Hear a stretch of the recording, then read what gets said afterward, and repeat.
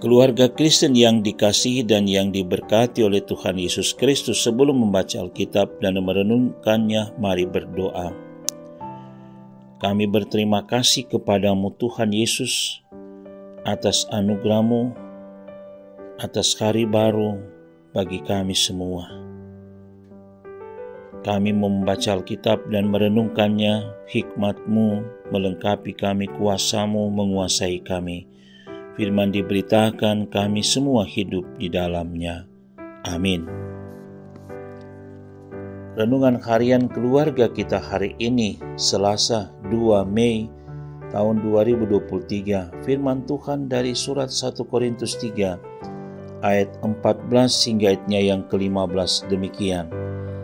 Jika pekerjaan yang dibangun seorang tahan uji, ia akan mendapat upah. Jika pekerjaannya terbakar, ia akan menderita kerugian, tetapi ia sendiri akan diselamatkan, tetapi seperti dari dalam api. Tema renungan harian keluarga kita hari ini adalah keselamatan di balik penderitaan. Keluarga Kristen yang dikasihi dan diberkati Tuhan Yesus, berbagai tantangan memberitakan Injil terjadi di jemaat Korintus. Hal yang sama terjadi dalam pekerjaan pelayanan gereja pada masa sekarang. Sering pelayanan kita mengalami tantangan dan ujian. Paulus mengingatkan bahwa di jemaat Korintus ada orang membangun di atas fondasi Yesus Kristus dengan bahan-bahan bangunan yang tidak mudah hangus terbakar seperti emas.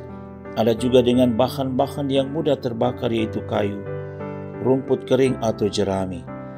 Pasti ada yang terbakar dan mengalami kerugian. Namun dalam pembacaan kita pada hari ini, ayat 15 berkata, jika pekerjaannya terbakar, ia menderita kerugian, tetapi ia sendiri akan diselamatkan, tetapi seperti dari dalam api.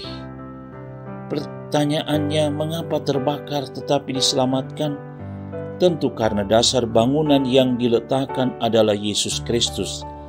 Yesus Kristus yang sama baik kemarin, hari ini sampai selama-lamanya. Kasih-Nya tidak akan berubah oleh perubahan dunia.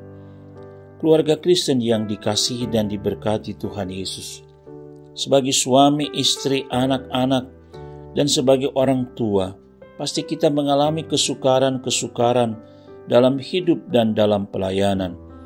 Memang, kehidupan sebagai orang percaya dan persekutuan gereja Tuhan tidaklah sepi dari pergumulan dan tantangan.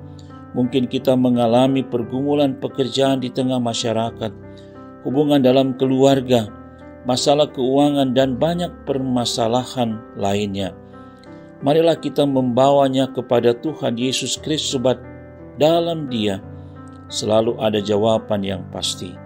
Kendati hidup ini akan selalu menghadapi pergumulan, namun marilah kita tetap melaksanakan tugas dengan penuh tanggung jawab. Oleh karena pekerjaan masing-masing, orang akan menjadi nyata siapa yang benar dan siapa yang salah.